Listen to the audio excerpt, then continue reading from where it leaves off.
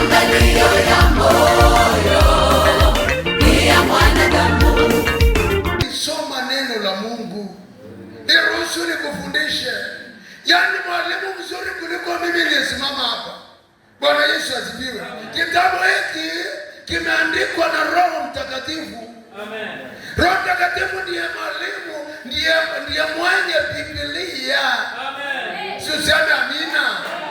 Jamani, kitabu hiki ni tofauti na vitabu vinginevyo vyote. Ndivyo vitabu vingi duniani ya dini. Lakini utakuta kitabu kinachoweza kumuondoa mtu kwenye dhambi ni Biblia peke yake. Amen. Siseme amina. Amen. Nasema kwa maana jinsi Mungu aliupenda ulimwengu hata akamtoa mwanawe wa pekee, ili kila mtu amwaminie asipotee, bali awe na uzima wa milele. Sasa ukiangalia Biblia, ndio maana unakuta mpendwa, ina uwezo wa kukukemea. Kikuona unakwenda rafu, inakwambia rudi, geuka. Inakushauri, inakuongoza. Ukikataa, utaona cha moto. Hebu soma Isaya 1:3.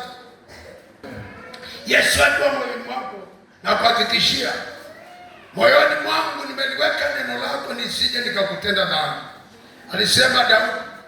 Na Biblia inaonyesha mpendwa, neno la Mungu likiwa moyoni mwa mtu linasababisha yule mtu kuishi maisha ya ushindi, maisha matakatifu. Hebu naomba soma mstari tuendelee.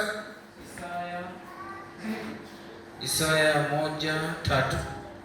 Ng'ombe amjua bwana wake, na punda ajua kibanda cha bwana wake, bali Israeli hajui, watu wangu hawafikirii. Naomba uishi hapo. Bwana Yesu asifiwe. Sikiliza maneno haya. Ng'ombe. Unafahamu ng'ombe? Na kuhakikishia mtoe ng'ombe hapo ukampeleke eneo ambalo sio kwake, kama taenda hazi kwenda kukaa, labda mfunge. Bwana Yesu asifiwe. Yaani ng'ombe anachunga ndio alafu umwondoe kumpeleka pale, umwache huru, atarudi nyumbani. Anakijua kibanda cha bwana wake. Bwana Yesu asifiwe. Bwana Yesu asifiwe. Punda anajua sauti. Jamani, Bwana Yesu asifiwe. Amen. Yaani hapa anapozungumzia hivi anaonyesha jinsi ambavyo mwanadamu mwenye akili timamu, mwenye ufahamu, mwenye hisia, mwenye kila kitu chenye utambuzi amewekewa, anashindwa kumfahamu aliyemuumba.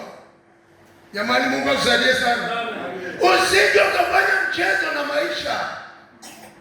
Yaani aliyekuumba mpendwa amekuwekea zana za ajabu sana ndani yako. Bwana Yesu asifiwe. Jamani, Yesu asifiwe. Muda wote unakwenda. Nimezungumza jambo la pili, kwa nini uko duniani? Ufanye mapenzi ya Mungu.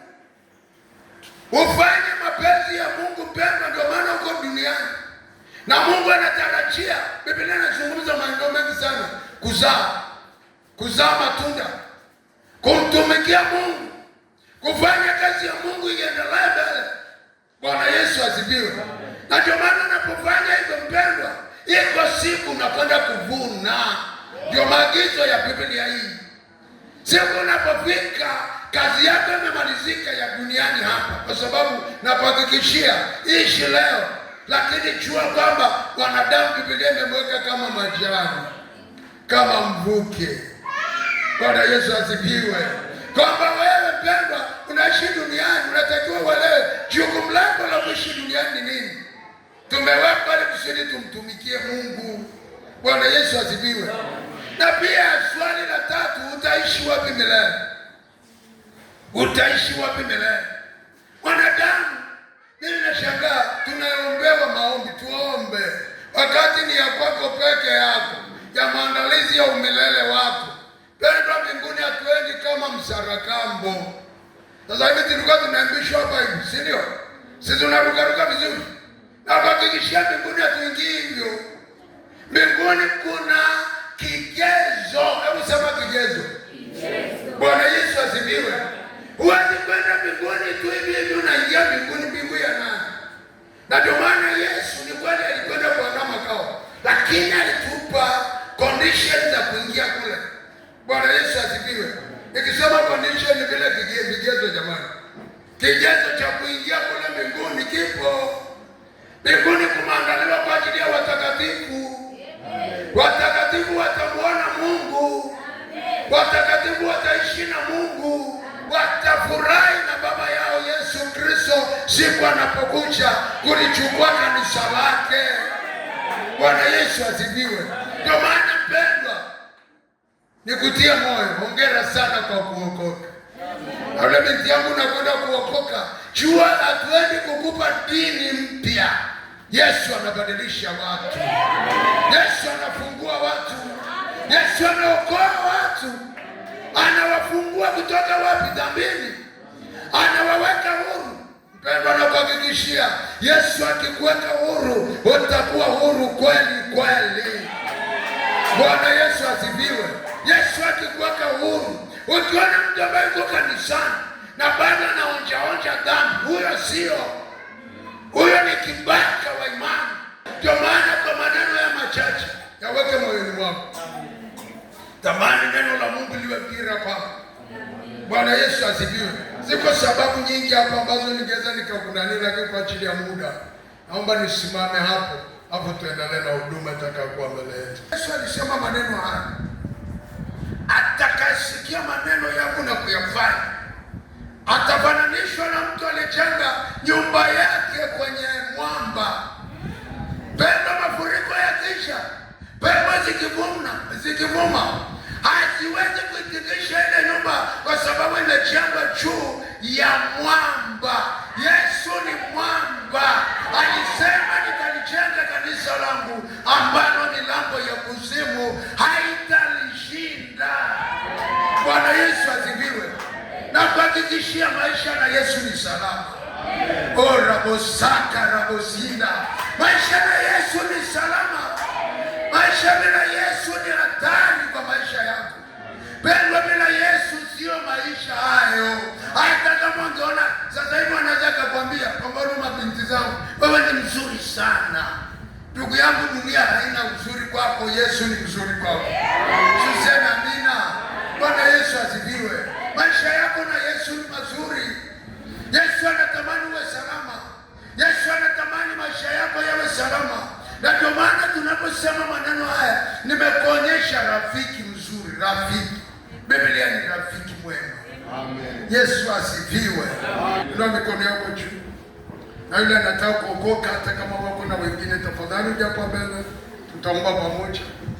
Naomba kanisa wapendwa, tusiwaachie hao tuliokumbana, tuombe pamoja. Tuko kwenye kipindi cha maombi. Tunatamani kuona maisha yetu yako salama. Na maisha yako mpendwa pamoja na Yesu ni salama. Ndani ya Yesu kuna usalama maisha yako. Ndani ya Yesu kuna uzima. Na mikono juu. Orabosaka bokishi. Ikakashika na bosaka. Achilia roho yako Bwana. Achilia nguvu zako Mungu. Achilia uweza wako Yesu. Yesu mwana wa Mungu. Saa ya operesheni Bwana. Saa ya kufunguliwa. Saa ya kuponywa Bwana. Saa ya kuwekwa huru Yesu. Bwana, mtoto amekuja mbele zako. Wanahitaji wokovu. Wanahitaji kufunguliwa. Wanahitaji kuponywa Bwana. Yesu, chukua nafasi sasa. Bwana, mimi ni mtumwa wako tu. Orabosika ninamoshanda. Sema Bwana Yesu. Katika jina la Yesu, achia mtu. Toka na macho. Toka. Achia maisha. Atamka kumwacha huyu. Na mtamka awe huyu. Toka ndani yake kwa jina la Yesu. Hebu tuseme kwa maneno wote mlioko hapa mbele. Sema Bwana Yesu, nakuja mbele zako. Mimi ni mwenye dhambi. Ninakusihi Bwana Yesu, uniokoe. Na unakubali Bwana Yesu kazi yako njema ya ukombozi. Ulimwaga damu yako ili niokolewe.